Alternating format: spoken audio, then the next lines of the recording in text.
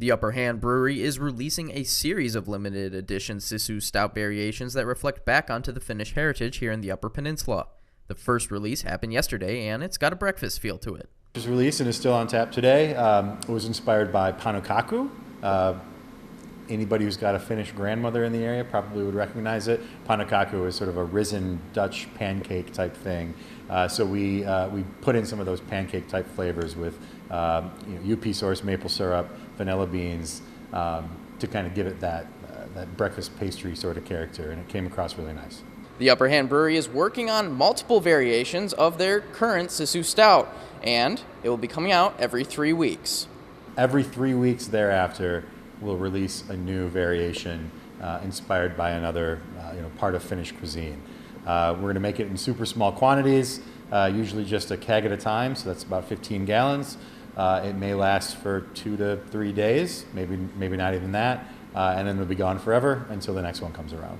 Now, as brewing goes, beer might have very few ingredients or many, depending on the taste that you go for. The Upper Hand Brewery is working with some familiar ingredients, but are diving into some new exotic ones. So some of it's new to us, some of it is classic imperial stout, barrel-aged beer character. Chocolate cocoa nibs are very popular.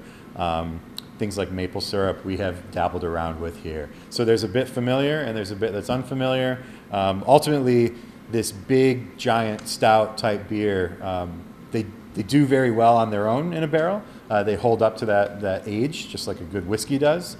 But they also tend to serve really well as a template for other flavors. Now, to keep the rest of the UP winter interesting, the brewery is handing out a punch card so people can keep track and look forward to the next release.